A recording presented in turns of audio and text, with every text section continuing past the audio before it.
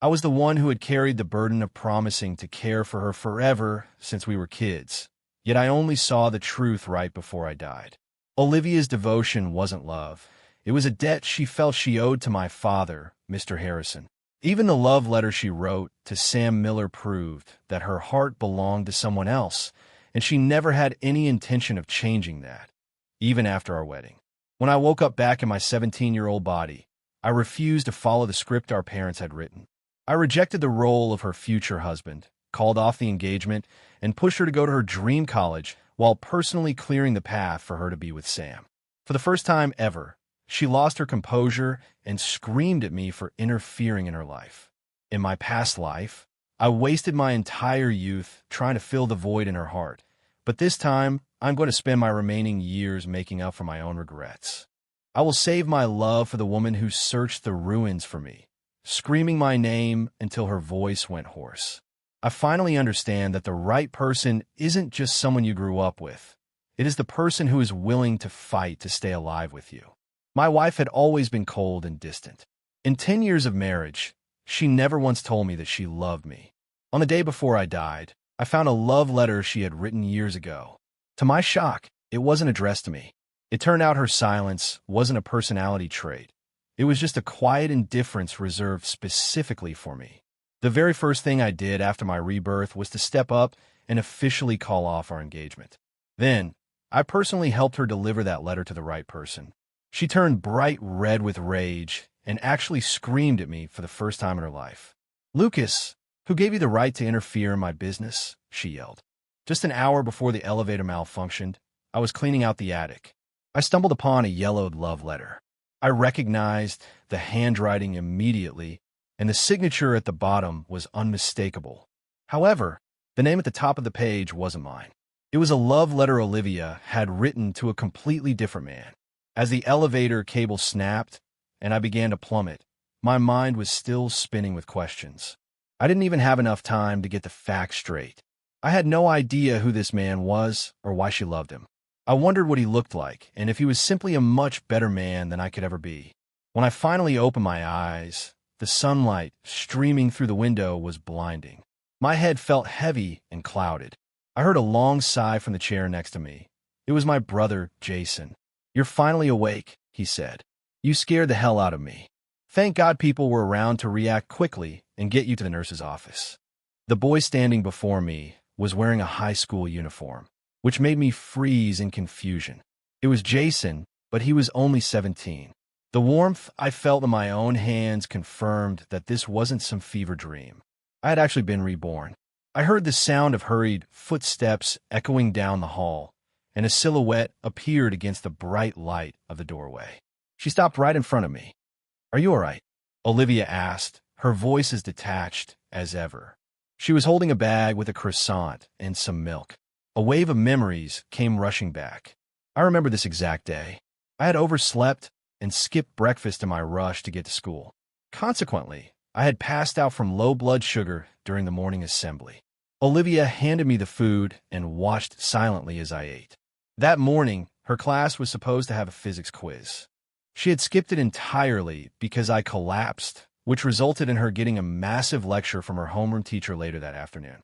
When I was 17, I was delusional enough to believe her actions were born out of genuine affection.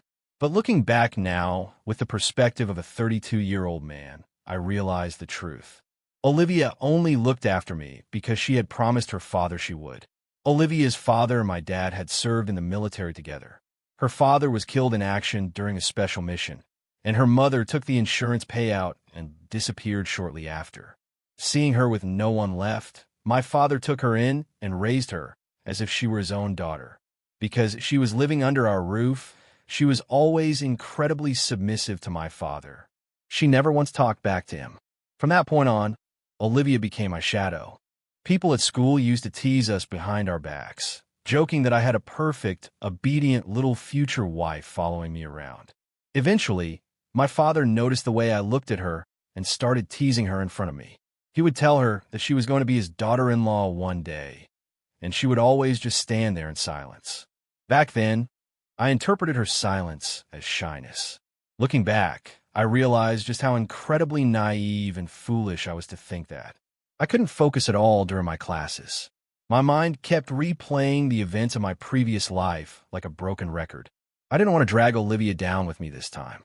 I figured that if I just didn't marry her, her life would be significantly lighter and happier. As for me, maybe I could avoid that early grave altogether. The teacher dragged out the evening study session for an extra 10 minutes before finally letting us go. The moment the bell rang, students poured out of the classrooms like a tidal wave. As I took my time packing my bag, I noticed Olivia standing by the door. It looked like she had been waiting for me for quite some time. She was looking down, focused intently on her notebook. The fluorescent lights from the hallway hit her at an angle, making her look even more distant and unapproachable. We walked out of the building in total silence. Olivia had always been this way. She had an air of indifference that made it seem like nothing in the world could truly capture her interest. I watched her walking a few paces ahead of me and suddenly stopped. "Olivia, you should just head home on your own from now on," I said. "You don't need to walk with me anymore, and you definitely don't need to wait for me at the door." She turned around and asked why. "No particular reason," I replied. "From now on, you're free, Olivia." I turned and headed toward the shops behind the school, intending to pick up some workbooks to fix my failing math grades. Suddenly, I heard quick footsteps behind me. "Lucas, what is it this time?" she asked coldly.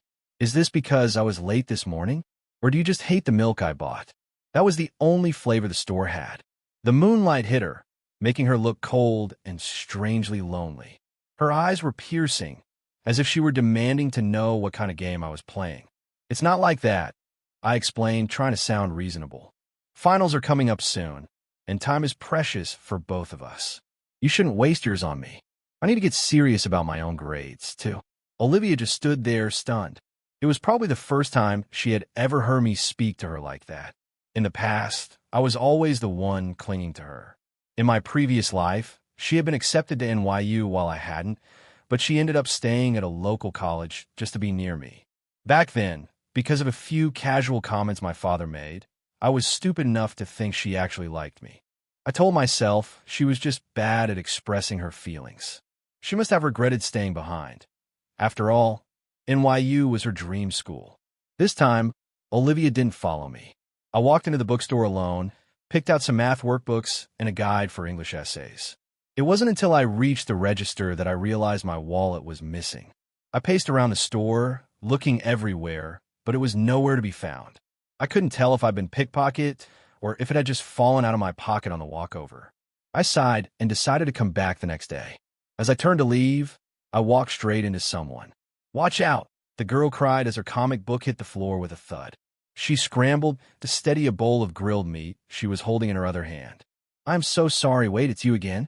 The familiar voice and friendly tone made me look up, and I immediately recognized her face. It was Chloe Evans, one of my closest friends from college in my past life. I couldn't believe I was running into her this early. "Hey, I was with the group this morning that carried you to the nurse," she said. "You're feeling better now, right?" "Oh yeah, I'm fine now. Thank a lot," I replied, my brain still trying to catch up. I never knew she was the one who helped me in my first life. Chloe picked up her comic and noticed me standing there looking awkward. Without a word, she snatched the workbooks out of my hand and paid for them herself. "I saw you pacing around like you'd lost something," she said. "Did you lose your wallet?" I nodded, impressed. I shouldn't have been surprised. She was going to be a detective one day, so her observational skills were already miles ahead of everyone else's. I told her I would pay her back tomorrow, but she just waved it off. "Don't worry about it. Just buy me lunch tomorrow," she said. We walked out of the back alley together. The night air was cool, and the streets had emptied out, with only a few students lingering here and there. I noticed a group of shady-looking guys loitering and smoking up ahead. I glanced at them and told Chloe I'd give her a ride home. I headed to the bike rack and pulled out my black motorcycle. When we arrived at her apartment, the roar of the engine finally cut out. She was worried her neighbors might throw water or yell if I was too loud, so she whispered for me to keep it down on the way out. I just grinned at her. Hard to be quiet with a beast like this, I joked, patting the bike. As soon as the words left my mouth, I felt a bit cheesy. When I finally got back to my own place, I was surprised to see Olivia standing by the front entrance. It was weird. I had told her to head home ages ago, yet she had somehow made it back after me. We walked in the lobby together in a heavy, awkward silence. The air felt thick with tension. It wasn't until the elevator doors slid shut that she finally spoke. "Is that girl the reason you've suddenly decided to start studying?" she asked. "No, we just ran into each other," I replied. "It was a total coincidence." Her voice sounded as flat and indifferent as ever, as if she truly didn't give a damn. I didn't see any point in explaining further. Once we were inside, Olivia stuck to her routine of doing homework before showering. While she was in the bathroom, I slipped into her room and looked for that letter. She was a creature of habit and had always hidden things in the same spot, tucked right under a stack of textbooks. It took me 2 seconds to find it. I unfolded the paper and read it. I racked my brain, but I couldn't figure out who this Mills guy was. Maybe he was in one of her other classes? Given how icy she could be, I couldn't imagine who would actually catch her eye. I wondered if I should play matchmaker and give her a hand. I showed up to school the next morning with heavy bags under my eyes after staying up all night thinking. I had finally done some digging and realized that there were only 2 students with the last name Miller in Olivia's class, and both of them were girls. Not a single guy. Math class was still a complete nightmare. Apparently, being reborn doesn't magically make you better at calculus. The problems I couldn't solve 10 years ago were still incomprehensible now. It felt like the intellectual gap between Olivia and me was a canyon I was never meant to cross. At lunchtime, I was getting ready to head out with Chloe. To my surprise, Olivia was standing outside my classroom like she always did, holding a bag of my favorite rotisserie chicken. "I already told you. Olivia, you don't have to wait for me anymore," I said. "Just go do your own thing." "Oh," she murmured, handing me the bag anyway. "Thanks, but seriously, don't go out of your way to buy this for me anymore." She looked at me with a confused expression and let out a soft sigh. "Lucas, did I do something to upset you? You've been acting like you're avoiding me lately." "It's not you, it's me," I said, walking toward the cafeteria. I stopped for a second, turned back to look at her, and spoke with total sincerity. "Listen, I've just realized a few things lately. About my dad saying you're going to be my wife. He was just joking around. You don't have to take any of that seriously, and you definitely don't have to do everything he says. Just focus on your finals and get into that university you've always wanted." Olivia's eyebrows knit together in confusion, clearly unable to wrap her head around my sudden change of heart. By the time I made it to the cafeteria, Chloe had already snagged a table and was waiting for me. "What's in the bag?" Chloe asked, eyeing it curiously.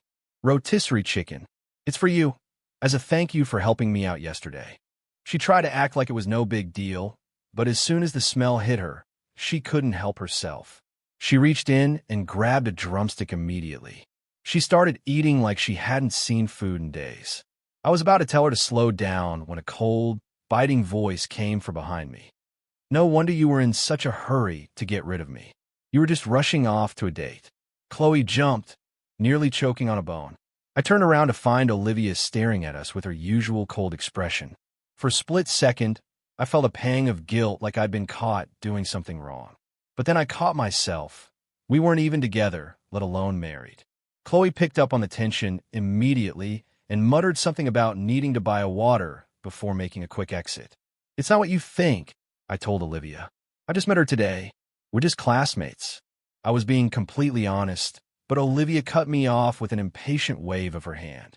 "You don't need to explain yourself. I'm not going to run home and tattle to your father.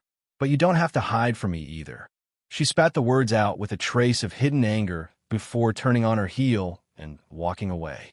Chloe came back with her water and leaned in close. "Who was that?" she whispered. I could tell from her face she thought we were some dramatic couple. I gave her the short version of the story. "Oh, so she's the girl next door," Chloe said, nodding. "She definitely seems to care about you." "Hardly," I scoffed. Olivia would love nothing more than to be done with me. After school on Friday, Jason was dying to try the new menu items at the barbecue shack across the street. He practically dragged me there. The place was a local staple and was always packed to the rafters. This was the same place Olivia had bought that chicken from. As soon as we sat down, Jason ordered 2 plates of their signature wings. While we were waiting, I overheard a server telling the owner that they were completely out of rotisserie chicken for the day. "Mr. Miller," I heard a voice call out. Out of the corner of my eye, I saw a guy in a school uniform slipping into the kitchen. It was the owner's son, Sam Miller. I remembered seeing his name on the list for the honors essay contest. He was one of those straight-A students who was always on the dean's list. He was always in the top of our class and won pretty much every academic competition he entered.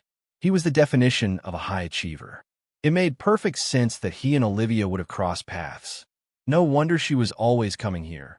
She wasn't here for the chicken. She was here to see him. Everything clicked. I finally understood why she was always in such a good mood after picking up dinner. I used to be arrogant enough to think it was because she was coming home to me. I felt a sharp pang of annoyance, but I forced myself to bury it deep down.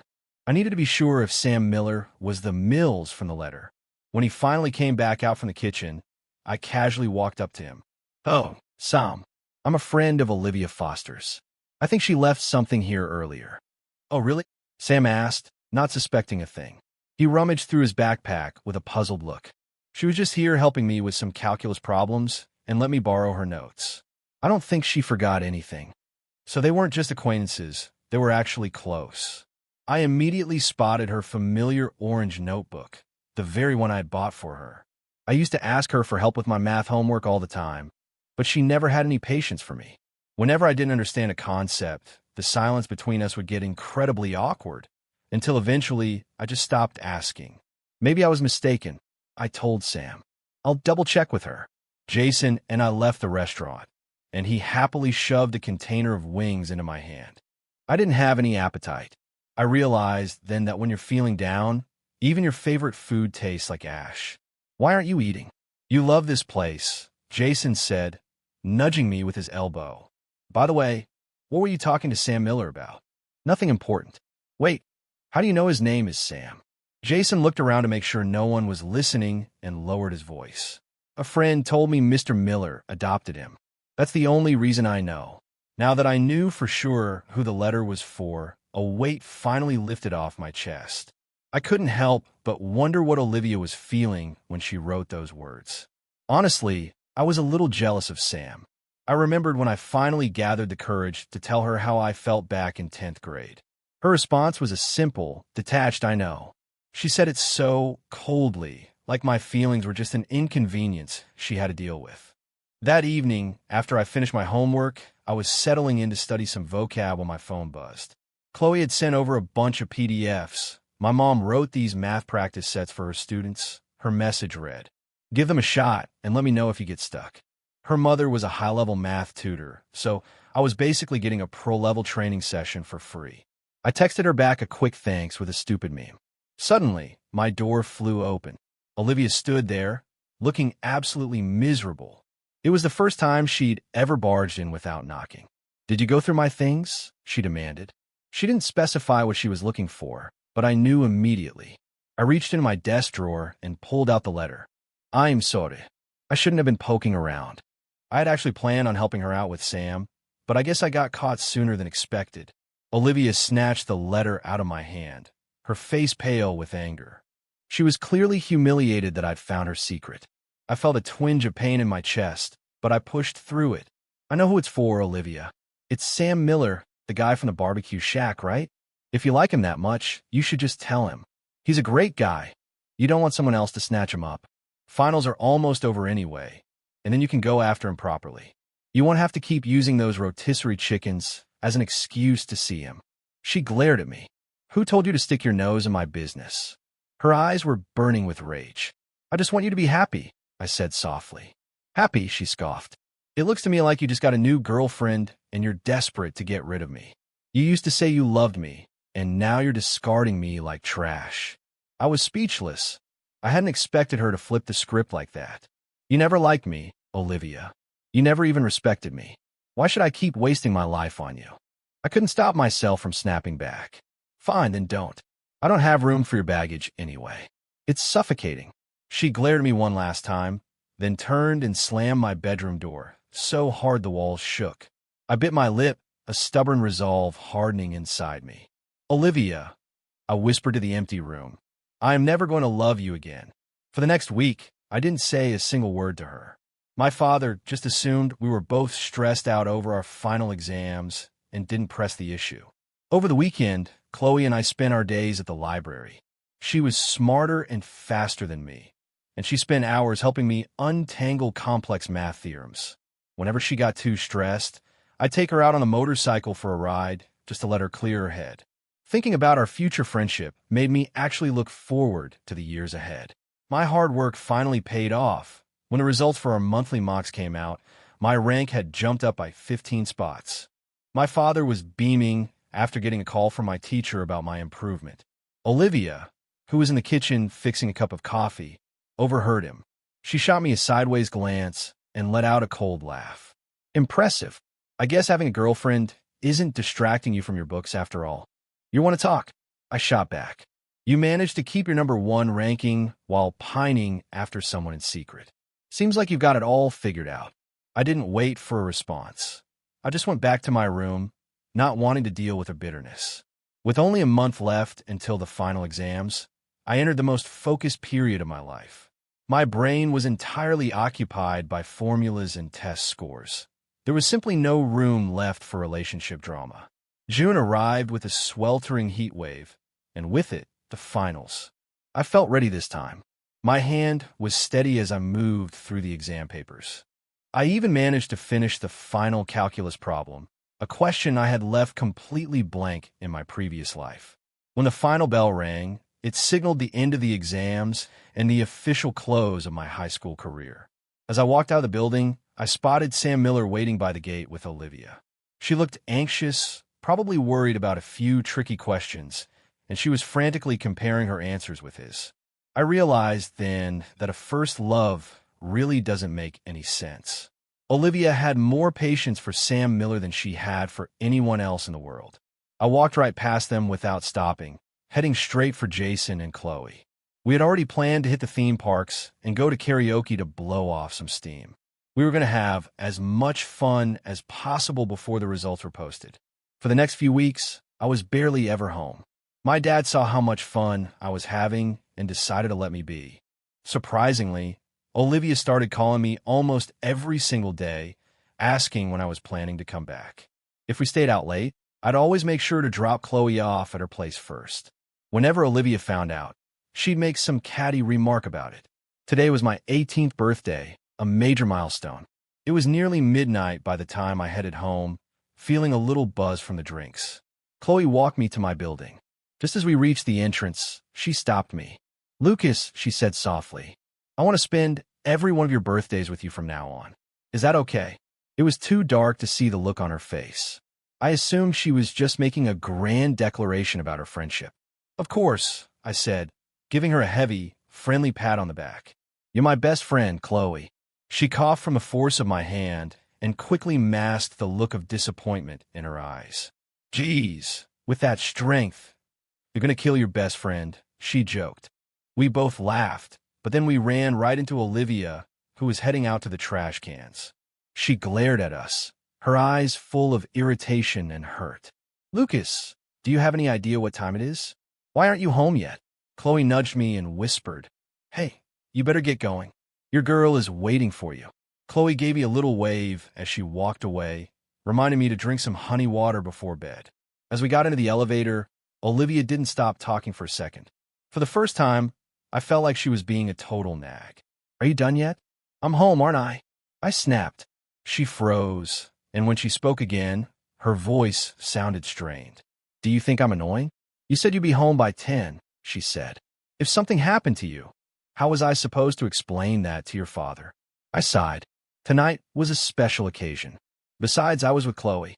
What could possibly happen? And even if I didn't come home, I have places to stay, I added. Olivia's voice turned sharp. "Where exactly would you go in the middle of the night? You can't just be that reckless, even if you were dating." She looked like she was about to snap. I gave her a curious look. "Why are you being so aggressive?" She looked away, appearing flustered, and didn't say another word. Once we were inside, I went straight to the kitchen for a glass of water. "It was your birthday today," she said quietly. "Why didn't you invite me?" I shrugged. Oh, I forgot. The truth was, I hadn't forgotten at all. I just didn't want anything to ruin my day. Olivia looked down, her face clouding over. She went to the fridge and started making me some honey water. A few minutes later, she held out a small blue gift box. "Happy birthday," she whispered. "Thanks," I said. I finished the water, but I had zero desire to open the box.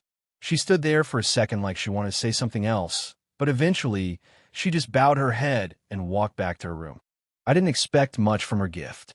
In previous years, she'd always given me those cheap anime trading cards you could get for free from street vendors. They were everywhere and completely worthless. I still had them all lined up on my headboard. I didn't particularly like them, but I couldn't bring myself to throw them away either. I opened the box half-heartedly, but then I froze. Inside was a small, hand-knitted doll of a little boy. He was wearing a tiny, cool-looking backpack and bore a striking resemblance to me when I was a kid. It was clearly made by a beginner. There were visible gaps in the stitching and a couple of loose threads. I realized she must have spent hours knitting this herself. This was the first time in this life that she had actually put effort into something for me. On the day the final grades were posted, Olivia and I checked them together with my dad hovering over our shoulders. Olivia got exactly what everyone expected, a near-perfect score of 698. When it was my turn, my heart skipped a beat as I saw 622. My eyes welled up with tears. I had actually done it. My father's eyes were misty too. He ruffled my hair and announced that he was taking us out for the best dinner in town. He took a screenshot of my scores and posted it to Facebook immediately. He wanted the whole world to know. "So, have you two decided where you're applying?" he asked. I told him I was planning on staying local for college. "I want to stay close to home," I said. Jason and Chloe were both looking at schools nearby as well. "That's wonderful," my dad said, looking relieved. "I'd always be worried if you were halfway across the country." In my past life, my grades hadn't been good enough, and I'd ended up drifting into an engineering degree I didn't care about. This time, I finally had the chance to go to medical school. My mother had passed away when I was little, and I'd always wanted to help people. Healthcare wasn't nearly as advanced back then as it is now. I wanted to do my part and give something back. Olivia didn't seem surprised by her results. I assumed Sam Miller had scored just as high as she had. They'd probably end up at NYU together, which was fine by me. While my dad was busy bragging on the phone, Olivia turned to me. "You're only staying local because of Chloe Evans, aren't you?" she asked. "Do you really like her that much?" she pressed. "Why do you care?" I asked, my irritation growing. I was getting tired of her constantly sticking her nose in my business. Olivia stared at me, and for once, her eyes weren't cold. "Lucas," she said softly, "if you asked me to, I would stay here. I'd stay local with you." I shook my head. "There's no need for that. You have amazing grades. Staying here would be a waste of your potential. You belong at NYU. Sam will probably get in too, so you'll have someone there with you. By the way, I never gave him the letter." At that moment, my phone lit up with a call from Chloe. As I reached for my phone, Olivia grabbed my wrist. She looked genuinely upset. "Don't you even care?" she demanded. I looked her in the eyes. "Care about what, Olivia?" "Care about you. Who was it that told me you should never put all your eggs in one basket because it's bad luck?" I asked, throwing her own words back at her. The color drained from her face, leaving her looking ghostly pale. I pulled my hand away and stepped out onto the balcony to take the call. Since Chloe's parents both worked in town, she had decided to stay local too. We ended up enrolling in the same university. It was perfect. We could keep riding the motorcycle and hanging out just like we always did. From that day on, I stopped paying attention to what Olivia was doing. Whether she went after Sam Miller or not was none of my business. The summer flew by. Chloe and I spent every day together, learning to drive, and eventually getting our licenses. We both ended up with pretty serious tan lines. Meanwhile, Olivia got her acceptance letter from NYU. She didn't even say goodbye to me before she left for orientation. She was clearly still holding a grudge. My life as a med student was incredibly hectic. There was so much to learn that I spent all my time running between the library and my classes. I had to schedule our lunch dates weeks in advance just to see Chloe. During finals week, I stared at my massive textbooks and felt like I was on the verge of a total breakdown. Chloe noticed how much weight I'd lost and started bringing me meals and studying alongside me. "How are you so relaxed? Don't you have to study?" I asked her one day. She just shrugged. "It's all already up here," she said, tapping her head. I was so jealous of her photographic memory. Because she was always around, people in my program started gossiping and assuming she was the one chasing me. I started to notice a change in the way she looked at me, too. Chloe acted like everything was the same, so I didn't bring it up. After exams, I threw her a little birthday party at school, but my mind was still spinning over my pathology finals. Chloe looked at the candles on her cake and grinned. "I don't really have any wishes this year. Why don't you make one for me, Lucas?" she said. "Stop looking so stressed. From now on, I'll use all my wishes on you if it makes you smile." I managed a weak smile and made my wish. "Please don't let me fail my exams. I'm begging you." I joked. "Done. I'm sure the universe heard you," she said. As she blew out the candles, her eyes were filled with a tenderness that made my heart skip. It was the middle of summer before I finally saw Olivia again. She had chosen to study law and had spent the entire semester buried in mock trials and student organizations. She was home for 2 weeks, and we coexisted like total strangers. It wasn't until a Thursday night when she stayed out late with some friends that things finally broke. I was just drifting off when I heard someone stumbling through the front door. There was a loud thud as someone hit the hallway cabinet.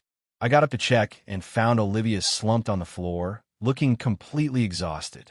"Are you drunk?" I asked. I was about to go get her some water when she reached out and grabbed my wrist. "Lucas," she slurred. "I ran into Chloe today. She told me you guys aren't even dating." "Oh," I replied simply. I didn't realize how much my indifferent tone would set her off. Olivia suddenly stood up and threw her arms around me, her eyes brimming with raw emotion. "Why didn't you tell me?" she demanded. "Why did you let me believe that for so long? Do you think this is some kind of joke? Don't you know that She stopped, her voice breaking as her eyes filled with tears. I kept my face neutral, but I'd be lying if I said I wasn't affected by her outburst. Mostly, I just felt a bitter sense of irony. "Olivia, I tried to tell you the truth back then. You were the one who refused to listen. So what right do you have to question me now?" I asked. In the silence that followed, she probably remembered that day in the cafeteria. She finally had to admit to herself that seeing me with someone else had eaten her alive. That feeling had only grown stronger over the months. Olivia wiped her eyes and looked up at me with newfound determination. "Lucas," she whispered, "I don't think I can let you go. Can you? Can you just love me again?" I had spent years dreaming of her saying those words, but now that she finally had, it was far too late. "No," I said. "Why not?" she asked desperately, her grip on my arm tightening. "Is it because of that letter I wrote?" "I was immature back then," she pleaded. "I couldn't tell the difference between admiration and real love. I don't love Sam Miller. I just thought we were similar." I looked at her. "Is that so? Because I never felt even a shred of love from you. All I had ever felt from her was coldness and irritation." "Give me one more chance," she begged. "We can start over. I'll make sure you feel it this time, I promise." Her eyes were wild and desperate. She was looking at me like I was her last hope in the world. I tried to pull away, but she wouldn't let go. The more I resisted, the more frantic she became. "Lucas, please," she sobbed. "Just love me one more time." She suddenly leaned in to kiss me, and I reacted instinctively, shoving her away. She stumbled back and hit the hallway cabinet with a loud crash that echoed through the quiet apartment. The impact seemed to snap her out of her drunken state. She looked at me with a profound sadness in her eyes. "Lucas, I didn't want to hear it." I turned around and retreated into my room, locking the door behind me. I acted like nothing had happened the next morning, but Olivia wouldn't stop looking at me with those guilt-ridden eyes. Chloe came over at noon, and we headed out to catch a movie. Chloe looked lovely in a floral sundress. She took one look at me and knew something was up. "Are you okay?" she asked. "You look like you didn't sleep at all." I told her I was fine and reached for my baseball cap. She suddenly grabbed my wrist, noticing the scratches on my arm. "These aren't from an accident," she said, her voice dropping into that serious tone she used when she was focused. "Who did this to you?" "I just scraped it on something," I lied. Chloe didn't buy it for a second. She turned her gaze toward Olivia, who was sitting on the sofa. She marched over to her. "Did you do this?" she demanded. Olivia looked her in the eye and said, "Yes." Olivia had been stewing since we walked in, and she had clearly reached her breaking point. Chloe lunged at her, and I scrambled to get between them. Olivia grabbed a handful of Chloe's hair, looking like she was ready for a full-blown brawl. "Stop it, both of you," I yelled. "If my father comes home and sees this, we're all dead." I finally managed to pull them apart. Chloe's face was scratched up, and I couldn't believe my future detective friend was being this impulsive. Still, Olivia didn't come out unscathed. Chloe had landed a few good hits of her own. Chloe had already started her self-defense training, and she knew exactly where to hit to cause the most pain. Olivia was pale and shaking. I gave Chloe a stern look, and she finally relented. "Fine, the movie is starting anyway. Let's just leave." "Forget the movie," I said, my temper flaring. "You're hurt. We're going to the pharmacy to get you cleaned up." I pulled her out of the apartment, not even glancing back at Olivia. Olivia just sat there, clutching her face as she watched us leave. At the pharmacy, I carefully cleaned Chloe's scratches while she winced in pain. "No more fighting, okay? You're supposed to be learning how to protect people, not how to get into bar brawls." She pouted, clearly still annoyed. "She attacked you first. Why are you defending her?" I looked her in the eye. "I'm not defending her, Chloe. I'm defending you. If you get a record for assault, your dream of being a cop is over." Chloe went quiet, a small smile playing on her lips before she winced again. "So you really do care about me, Lucas?" I looked away. "I didn't say that." She just grinned. "Oh, you definitely did." After our blowout, Olivia stopped being so aggressive, but it was obvious she was actually trying to win me over. She was putting in a real effort to show her feelings for the first time. She started coming home every break just to cook for me and buy me thoughtful gifts. Whether it was my birthday or Christmas, she was always there, trying to be a part of my life. Even during the semester, she'd fly in for the weekend just to see me, despite the dark circles under her eyes from lack of sleep. Honestly, I just felt sorry for her. It seemed like such a waste of time and energy. She seemed to have only one goal in mind, making me happy. On my 21st birthday, I was busy moving to a new campus. Chloe was away on a training mission and couldn't make it back for my party. Olivia spent the whole day in the kitchen making all my favorite foods. But I couldn't focus on her. I just kept staring at my phone, waiting for a text from Chloe. "Dinner's ready." "What are you looking at?" Olivia asked. "Nothing. Just wondering how Chloe's doing. Her job can be so dangerous sometimes." "What if Lucas?" Olivia's sharp voice snapped me back to reality. I realized I was sitting right across from her. "You haven't stopped talking about her since I got here," she said, looking miserable. I apologized, but she just sighed. "Lucas, when are you finally going to look at me? Let's just eat." "The soup smells great," I said. Olivia sighed, looking like she was at the end of her rope. For some reason, I just couldn't bring myself to go back to the way things were before. Late that night, my phone buzzed. It was a text from Chloe. "Look out your window." I pulled back the curtains and saw her standing in the street below, waving something that was glowing. I practically fell down the stairs in my rush to get to her. "I thought you said you couldn't make it back." I panted. She grinned. "I couldn't stay away. I made a promise to someone that I'd spend every birthday with him, didn't I?" She handed me a gift box. Inside was a pair of the sneakers I'd been wanting and a glass jar filled with fireflies. They blinked in the dark like tiny, living stars. "For you," she said. "I found them while I was out in the field and thought of you." I looked at her, my heart full. "Chloe, I started, but the words got stuck in my throat. She seemed to know what I was going to say and cut me off with a smile. "Happy birthday, Lucas." I understood why she did it. In her line of work, making promises was a dangerous game. I swallowed my confession and just smiled. "Thank you. This is the best birthday ever." During the times Chloe was away on duty, I threw myself into my studies and eventually finished my residency. By the time she was promoted to sergeant, I was starting my rotation at the hospital. Dealing with trauma every day was heavy, but nothing prepared me for the day a group of officers was brought in after a raid. Chloe was one of them. She'd been stabbed in the abdomen, and her spleen was ruptured. She had lost a terrifying amount of blood. My attending surgeon was in there for hours. When the light finally turned green, I collapsed into a chair in the hallway. Once she was stable, I slipped in her room just to see her. She was so pale it was terrifying. Seeing her hooked up to all those machines made me feel like I was going to lose her. I sat by her bed, my eyes burning, praying with everything I had that she would pull through. Late that night, I was sitting by her bed, studying my notes when I saw her hand twitch. I looked up and found her eyes open, staring at me. "Lucas," she whispered, "did you save me?" "No, my attending did the surgery. I just assisted," I said, standing up to check her vitals. I asked her how she was feeling and made a note in her chart. Only then did I allow myself to breathe. "You look so professional in that white coat," she said with a weak smile. "I should hope so after 8 years of school," I joked. "Well then, I guess I'm in good hands with Dr. Harrison," she replied. "Don't say that. Just stay out of trouble so I don't have to see you in here again." She reached out and brushed her fingers against mine. She hesitated for a second, then pulled back. A nurse called me for rounds, so I gave Chloe a few instructions and hurried out. I was right back into the grind. Chloe was in the hospital for a month, and she had a constant stream of fellow officers coming by to visit. Every time I walked into her room, her friends would give me these knowing looks like we were already a couple. But Chloe herself remained professional and never said anything to confirm the rumors.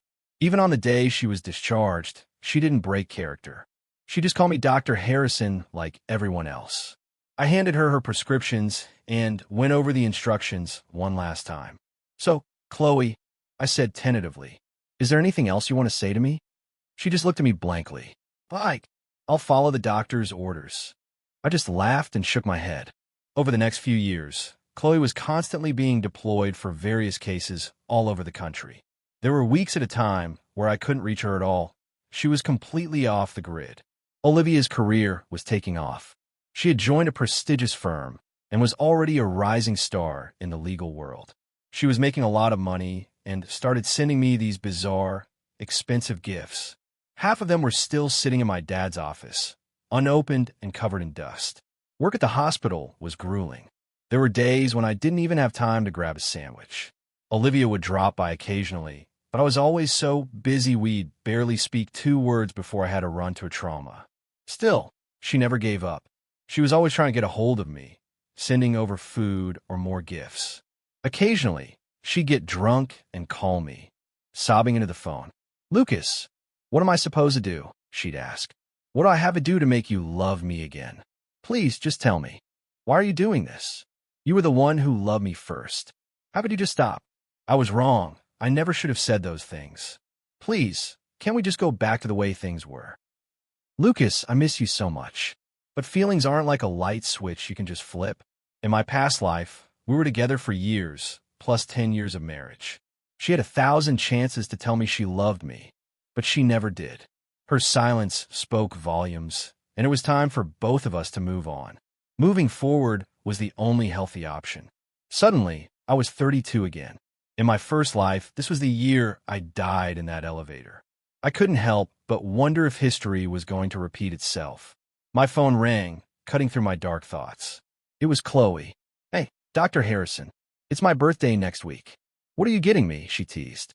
"I haven't decided yet," I teased back. She was something else. We had been stuck in this more than friends, but not quite a couple limbo for years because she kept dodging my hints. And now she was demanding a gift. She laughed. "Well, the department is promoting me. I'll be doing a lot less field work from now on, so I can actually settle down here for good." "Oh, really?" I replied. I decided to play her game. "In that case, I think I'll make a birthday wish of my own this year. It's a special one. Do you think it'll come true?" "Only one way to find out," she said. I tried to sound casual, but I felt a warm glow spreading through my chest. Before we could finish, a nurse burst in and told me the hospital director had called an emergency meeting. I grabbed my pad and ran. The director announced that a massive 8.0 earthquake had hit California, and we were being deployed to help with the rescue efforts. I'd had a bad feeling all day, and it turns out my intuition was right. My name was on the list. I rushed home, packed a bag, and headed out with the medical team. When we arrived, the scene was devastating. There was nothing but rubble and the sound of people screaming for help. We didn't even have time to process the shock before we were thrown into the chaos. Supplies were running low, and the roads were so badly damaged that we couldn't get the medication we needed. We all started posting pleas for help on Twitter and Facebook. Olivia was one of the first people to reach out. She told me she was organizing a massive donation of supplies. "I've got a shipment ready to go," she said. "Thank you, Olivia," I replied. "Don't thank me yet," she said softly. "Is this really the only time you'll actually talk to me?" she asked. "I have to go," I said. "Stay safe, Olivia. Call me if you need anything."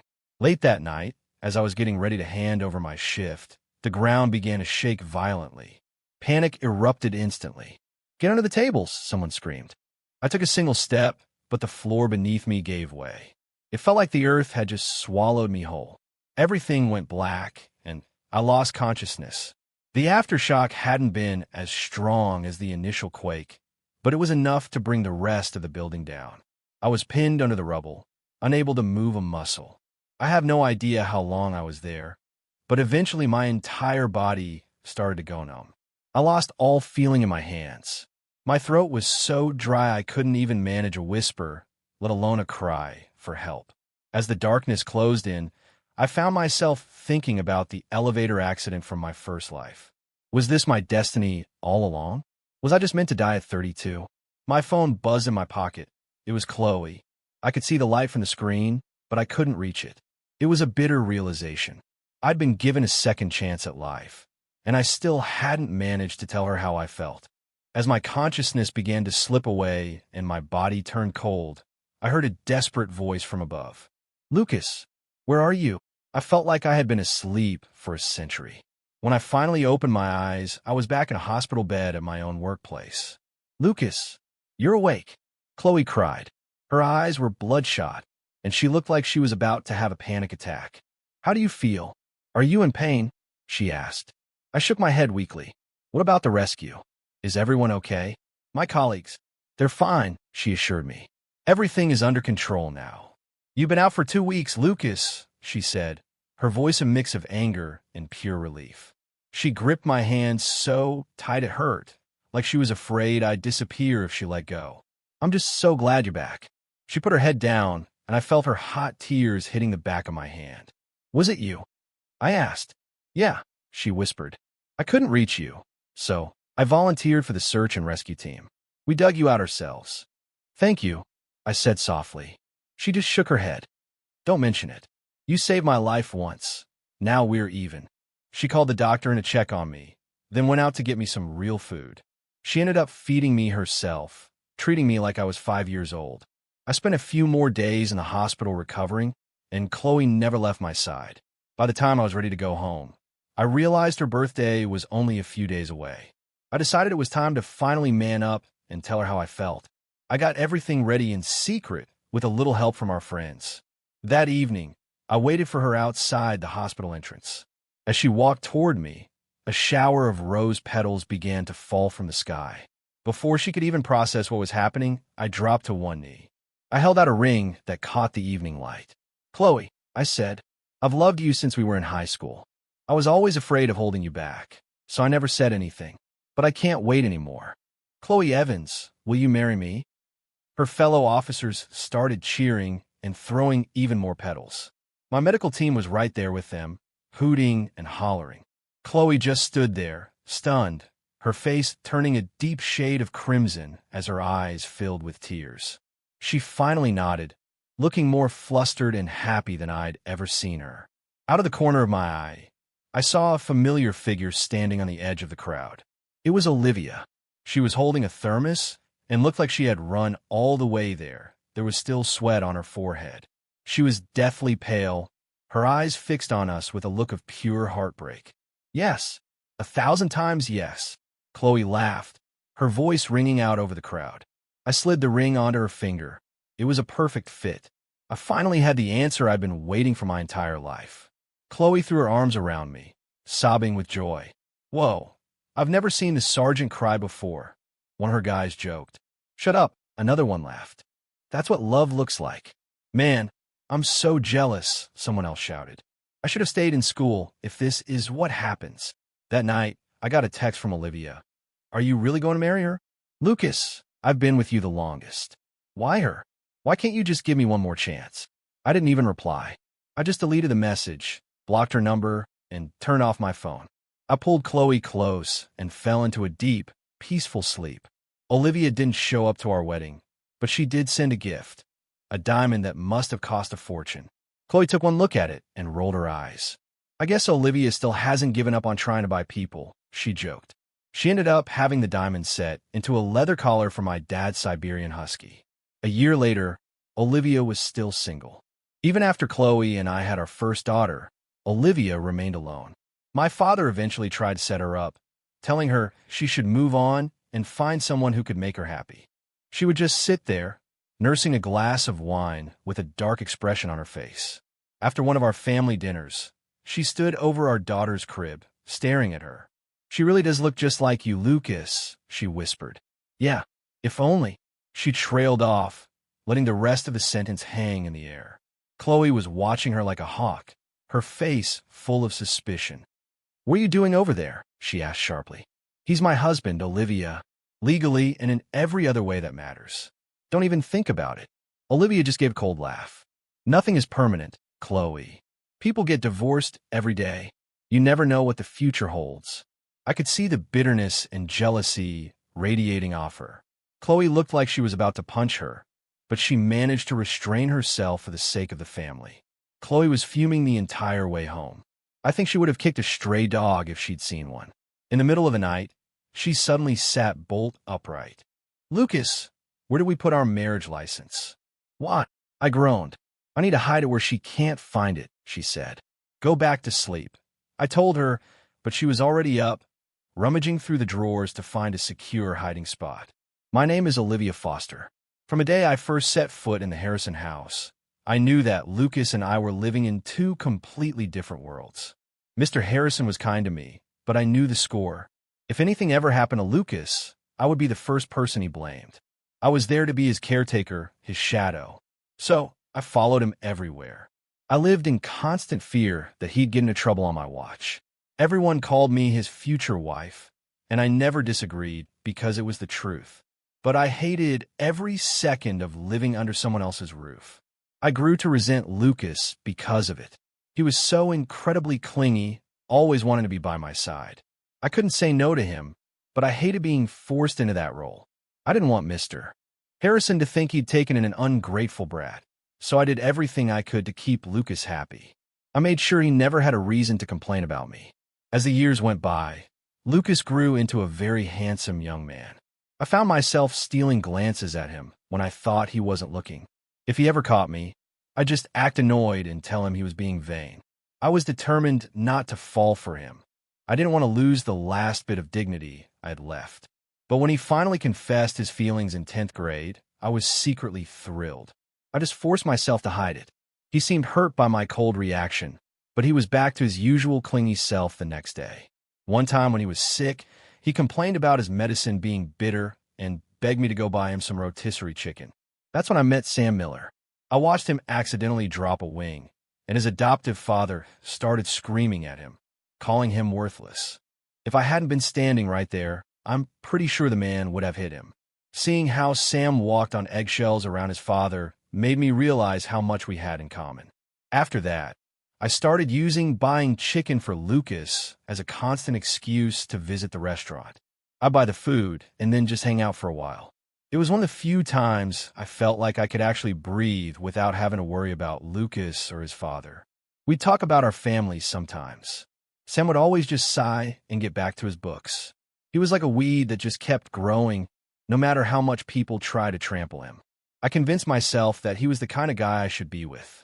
I felt like he was the only person in the world who really understood me. I even wrote him a letter, but I never had the courage to give it to him. Deep down, I think I knew that my feelings for him weren't actually that strong. It wouldn't have been fair to Sam to lead him on. But then Lucas started acting weird, like he was trying to avoid me. When I saw him laughing and joking with Chloe Evans, I knew exactly what was happening. He was obviously seeing her. After all those years of saying he loved me, he had moved on in an instant. I tried to act like it didn't bother me, and part of me was actually relieved that I was finally free of him. But I was also furious. Wire. When I realized my letter was missing, I knew immediately that Lucas had taken it. I was livid when I went to confront him about it. But he was so calm, like he didn't care at all who I was in love with. It made me even angrier. When it came time to apply for colleges, I told him I'd stay local just to be with him, but he didn't want me there anymore. Feeling rejected and hurt, I decided to go to NYU after all. But as soon as I got to New York, I regretted it. I wasn't there for Lucas, and Chloe Evans was. Lucas eventually stopped texting me altogether. When we did talk, all he ever mentioned was Chloe. I hated it. I just wanted things to go back to the way they were when he was the one following me around. But I realized that the past was gone forever. Even after a few years, when I saw that he and Chloe still hadn't made it official, I thought I still had a chance to win him back. But Lucas was always busy, and he barely acknowledged my existence. No matter how much money I spent on gifts for him, he never gave me that warm, open smile I'd grown so used to. When I heard he'd been injured in the earthquake, I was terrified. I finally realized that I couldn't keep waiting. I made his favorite soup and rushed to the hospital as fast as I could. But I was too late. I'm drowning in regret now. Chloe was right. I had 1,000 chances to be with Lucas, and I threw every single one of them away. I'm the one who failed him. I'm the one who pushed him away until he was gone. Lucas, I just want you to be happy and live a long, beautiful life. Don't spend your youth trying to melt an iceberg when there is someone willing to burn their own soul just to keep you warm.